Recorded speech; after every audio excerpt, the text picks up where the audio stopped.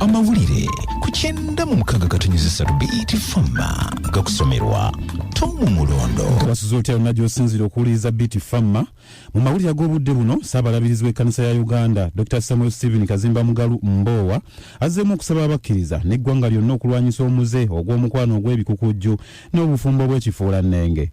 Kazimba Mugalu abadde mu bitundu eby'ennebbi n'asaba abakkiriza okutambuza enjiri erokola olukalu lw'omuddugavu luleme kwesembereza mayisa gano amasiiwuufu ng'agamba nti ne bw'eba nkoko empanga kebeere embuzi oba ente tesobola kwebereka nte ginnaayo ennume.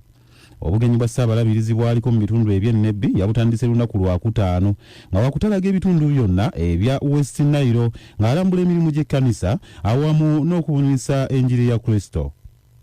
Poliisi mu bitundu eby'Nakasongolo eri mu kunoonyereza ku ngeri omuliro gye gwakutte Enyumba ne gukosa n'amayumba amalala agaliraanye awo era ne mufiiramu akalenzi ka myaka 7 oluvanyuma lwa petroli abadde aterekebwa mu nnyumba okutulika.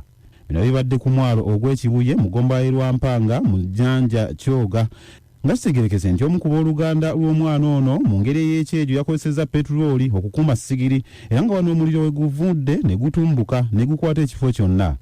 Samutwine Yamanzi nga yayogerera poliisi mu kitundu kino akakasizza enjega eno n'ategeeza nti poliisi eri mu kunoonyereza oluvannyuma lwa nnyina w'omwana ono Rose Namubiru okutemya ku poliisi mu budde. Twine Manzi ategeezezza nti omulambo gw'omwana ono gwalidde ne gufuuka bisiriza kyokka nga poliisi erabudde abantu okwewala okwesembereza okutereka petroli mu mayu gaabwe. Ensimbi ezisoba mu kawumbi akalambe ezaali zivudde mu gavumenti okuyambako abalimi b'eruweero okufukirira ebirime kitegerekese nti kati zaakuddizibwayo mu gavumenti oluvannyuma lw'abalimi okulemererwa okuzikozesa. Ensimbi zino ezijjira mu nkola eya co-funding kitegerekese nti abalimi tebazifuddeeko era omusasi waffe Ssemwanga Lutaaya alina ebisingawo.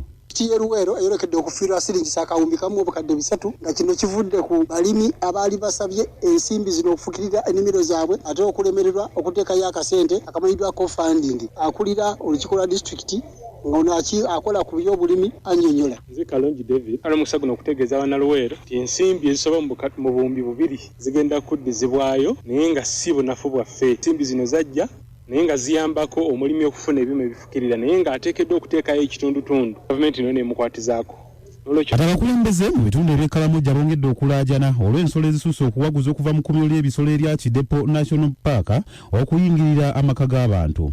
Mu ssabbiiti ewedde abantu ba mirundi 2 be baawulikika nga battiddwa ensolo eziri amattuka mu kkuumiro ly'ebisolo lino nga kati omubaka akiikirira ekitundu eky'Ekweki Moses Alpel alajanidde gavumenti eveeyo edduukirira abantu b'omu kitundu kino ng'enyweza ebikomera ebikuuma ensolo zino. Bwe gabadde ag'enkya ya leero nze Tomu Mulondo.